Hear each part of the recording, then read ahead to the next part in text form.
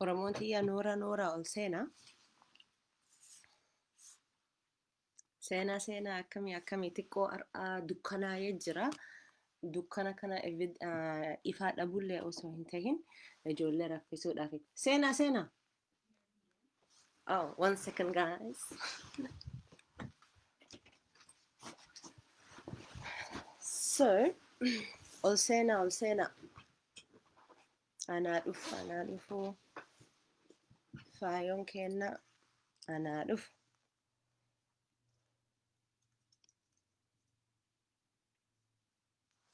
Hedduu dukkanaa'aami. Abshir. Kan isin dubbisuu barbaadu dhaamsaan qabaa guyyaa maraa dhaamsa isiniif qaba. Oromoon kenna akkuma kiyya garaa keessan gubatee maaluma godhuu qabna jettanii yeroo wal gaafattan guyyaa tokko qofa osoo hin tahin yeroo dheeraadhaaf uf qopheessuu qabna beektaa. Amma asitti Oromoon kiyya gaafa dhukkuba sitti mul'ate gaafa dhukkubni tokko sitti dhagahame doktoritti dhaqxee qoricha naa kennii wayyaa'uun barbaada yeroo jettu kiniinni san dawaa san qoricha san yeroo jalqabaatii fi yeroo liqimsitu way fayyitaa. Namni tokko fayyuunni mala ammoo harka guddaan irruma deddeebitee bu'aan isaa yeroo sanillee yoon argine ittuma fufuu qabda dhaabuu sinirra hin jiru. Kanaaf Oromoon tiyya nuti amma rakkoo kana keessa jirru kana guyyaa takka guyyaa lama wanti nu guyyaa tokko lama keessa dalayne kana nuuf gayaa jira jennee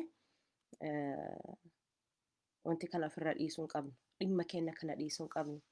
Garaa of keessa gubachuun qofaan wata bu'aa nuun qabu. Wanti nu godhuu qabna. Itti fufuu qabna. Wal jabeessuu qabna. Eenyu akka taane dagachuu hin qabnu.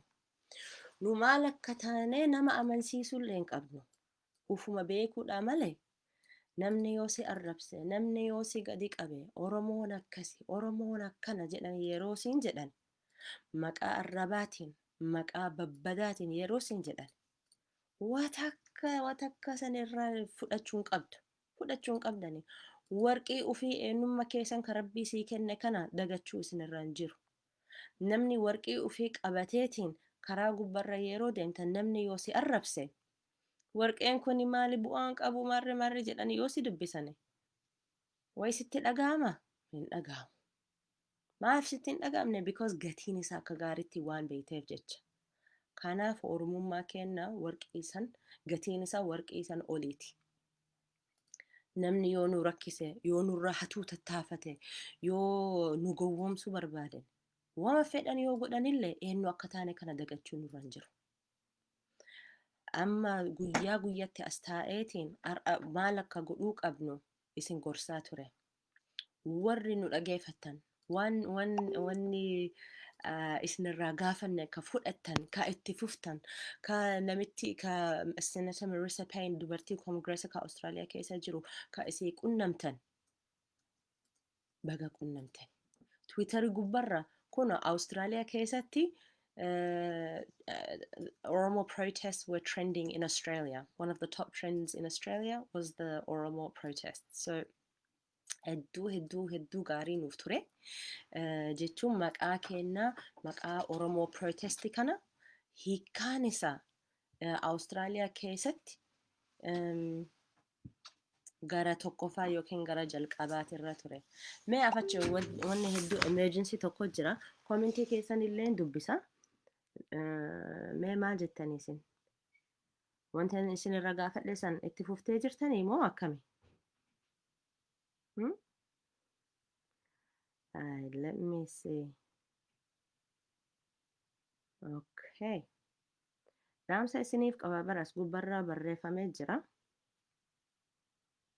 Hedduu importanti waan ta'eefi isin eegsisaa jira. Abshir.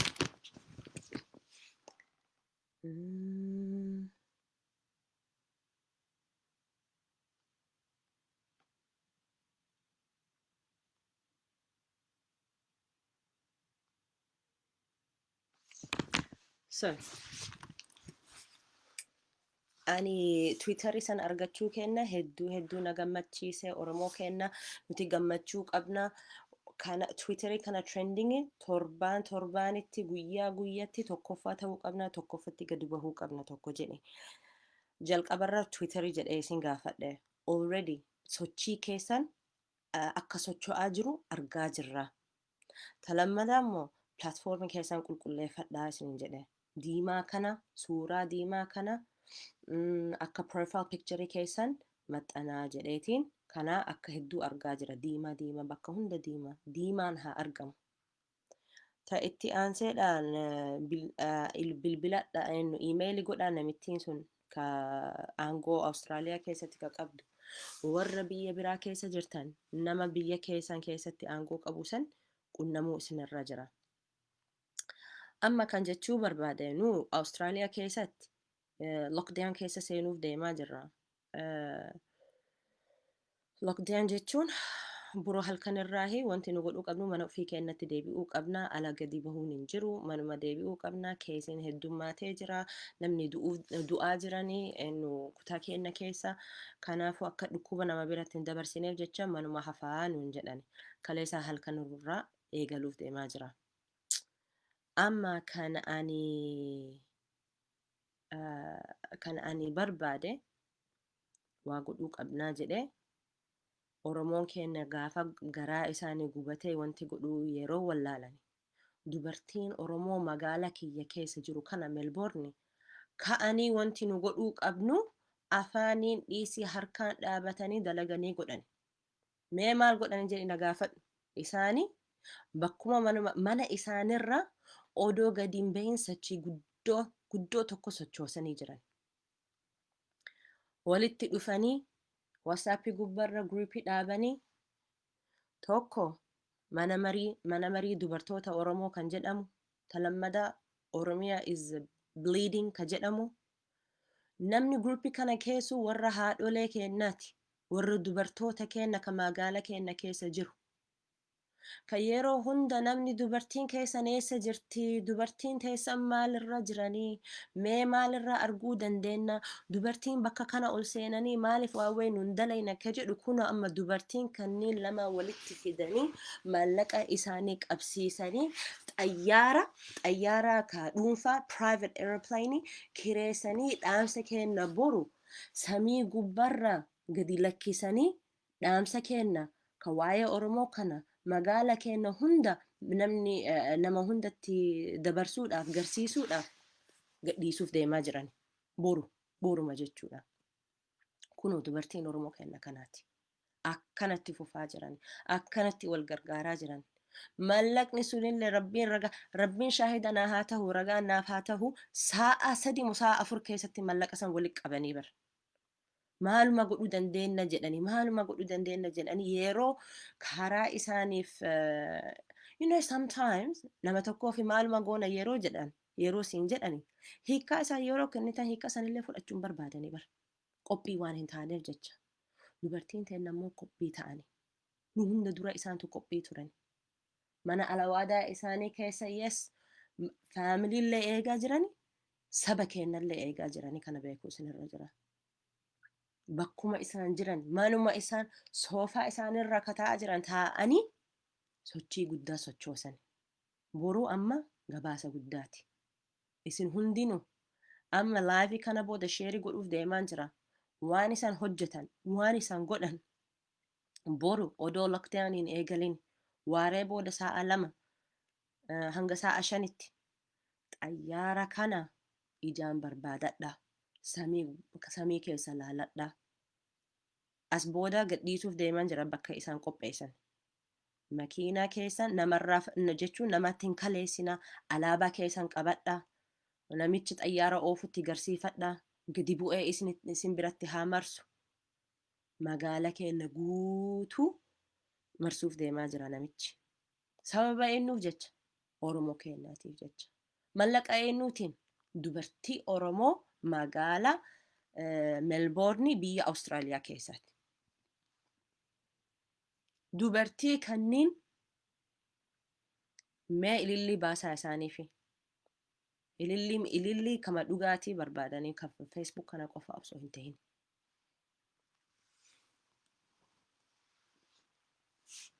Dubartii kanneen ijoollee keenyaatiifis fakkii tahuuf deemaa jirani. Tahanii jirani keessattuu.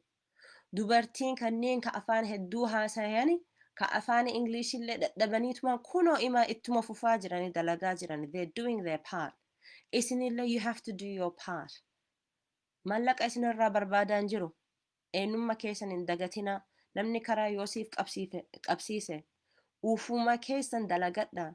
Yoo ka dalagachuu dhabdani namni dalagaa sanirra jiru gargaara.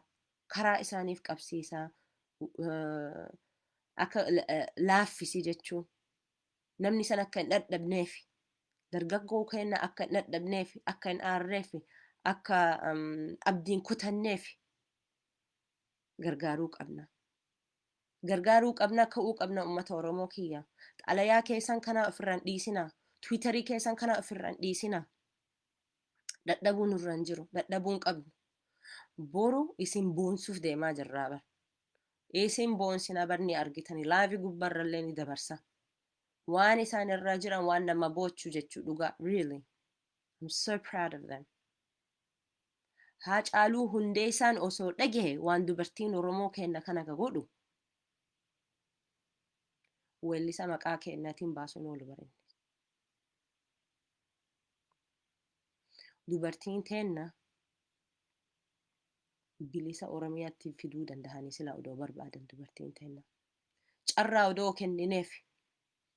Hiree osoo kennineef. Kootu bakka kanatti haasa'ii jechuun qabnu bar. Sila odoo gaafannillee lakkii bar isinuma itti fufaa akkuma isin beektan rabbi isinaa gargaaruu jedhaniitu isin jalaa cal'isanii. Dubbii keessan waan itti seenuun barbaanneef jecha. Malee isaanitti osoo dhiisuu jechuu miti. Dubartitti dhiisuu already dubartiin waa hedduu baadhachaa jirti bar. Manallee, ijoolleellee, dalagallee, waan cufallee. Achi sanirraa itti eda'anee mana eegullee gayaa miti. Ijoollee eegullee gayaa miti. Aboo biyyallee bilisatti nuu baasi jechuun illee xiqqoo namatti ulfaata. But anyway sanillee ima godhuu dandeenya. Godhaa jirra. Ittuma fufna. Dubartii keenyaaf encouragement haa kenninu.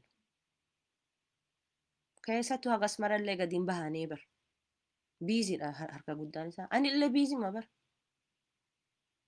Ammoo wanti kun fuula dura keenyaa fi hegeree keenyaa fi ijoollee keenyaa fi waan ta'eef jecha waan nutti dhagameef jecha ani haadha ilmaanii ka ijoollee dahe namni hidhaa keessatti galfamu shuggutiin dhahamu ajjeesu namni san mara haadha qabanii bar.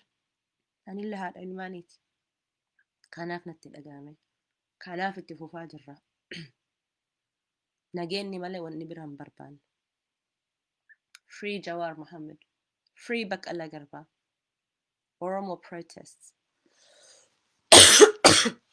Justice for Haacaaluu Hundeessaa. This is what we want. Kanaaf boruu ittuma fufna. Har'a bishaan kiyyallee dhabe. Qufaa kanallee ka COVID-19 miti.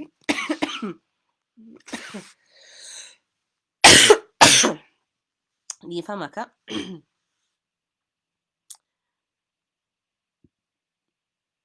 Nooti kiyyaas gubbarraa barreessee jira ammoo keessatti ilaaluullee hin barbaanne.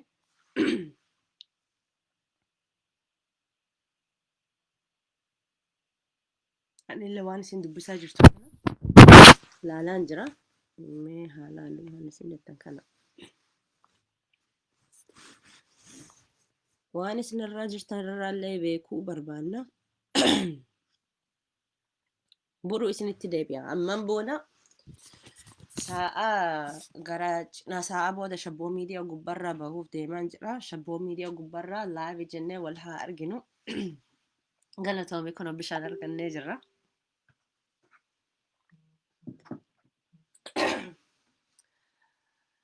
Shabboo miidiyaa live gubbaa seenee gaafilee fayyoo naaf qabaatan achi gubbarratti haasofnee na erguu dandeessanii kun rakkinnaa miti.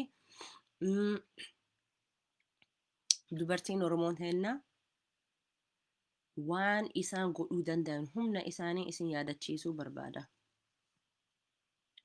Saniif jechaas gubbarraa dhufe. Boru ittuma fufna. Tiwiiterii kana banachuu, ittuma fufuu, sheerii godhuun addunyaa keessatti namni hunda dhimma kenna hajaa kenna akka gaariitti beekuu isaanirra jira. Beekuu dhiisii waa'ee kenna haa dubbatan, waa'ee kenna haa haasayan. Yeroo jalqabaatiif yoo nuuf hin taane abshir ittuma fufna. Akkuma uffayyisuudhaaf kiniini yeroo liqimsitu. Yeroo liqimsite sanii booda akkuma yeroo sanitti akka wayyaa ullee eegaan jirtu bar. Irruma deebitee liqimsuu sirraan jira. Guyyaa meeqa eeguu qabda? Namni gariif ji'a meeqa eegani? Waggaallee eeguu ni dandeessa. Ammoo cal'ifteetumaan eeguu sirraan jiru sunillee bu'aan hin qabu. Wanni bu'aa qabu dalaga.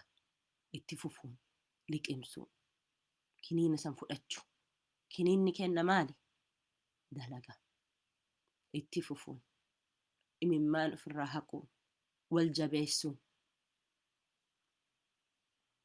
This is what we need. So I'm going to share my poster. I'm going to share it now, soon, within like 5 minutes. And one and isinirraa barbaade share fi like godha. Magaalaa Melbourne yoo keessa jiraataa yoo ka jiraatu taatan bakka xayyaarri dhufuu sanitti filadhaatiin nu beeksisa. Hashtag keessanillee kaadha. Mee maal jechaa jirtan? Samiira Hussein. Rabbi sirraa haasu. It's not corona akkasuma ka.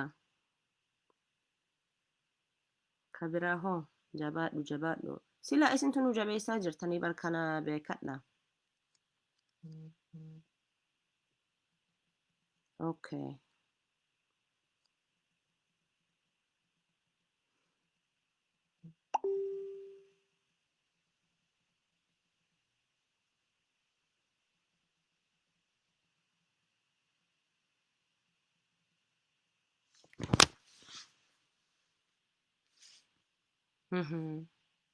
Mee dhaamsa warra dubartoota Awustiraaliyaatiif maal qabdani?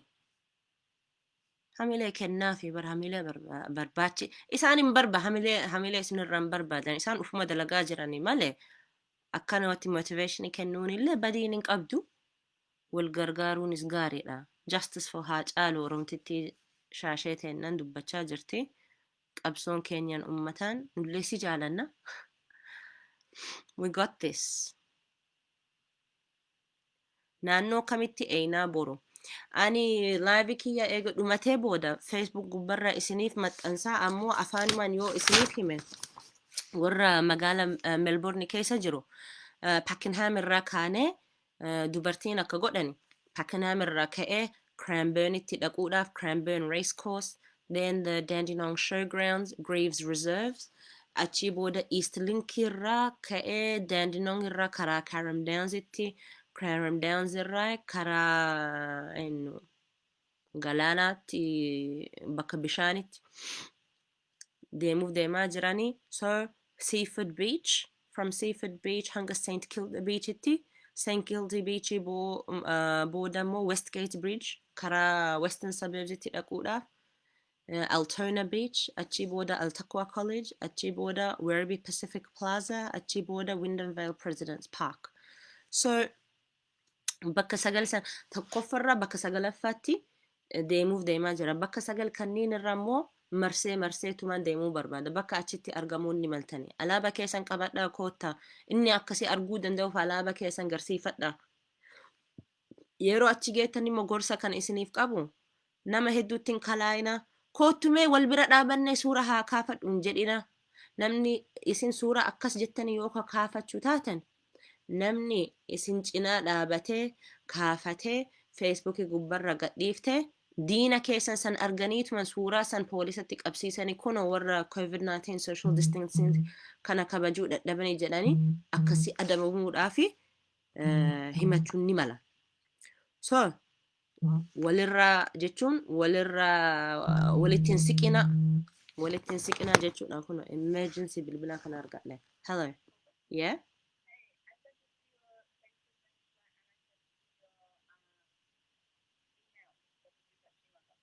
Oh, it's on my Facebook. Okay, I'll release it now.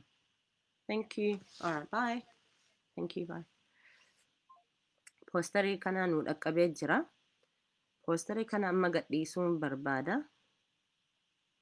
Mee tiree?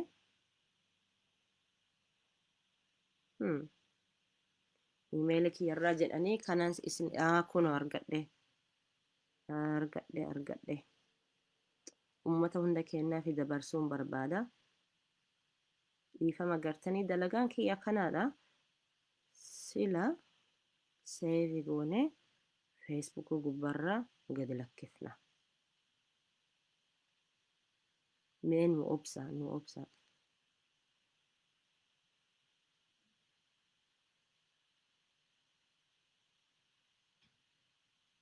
Send. Kuno erguuf deemaa jirra.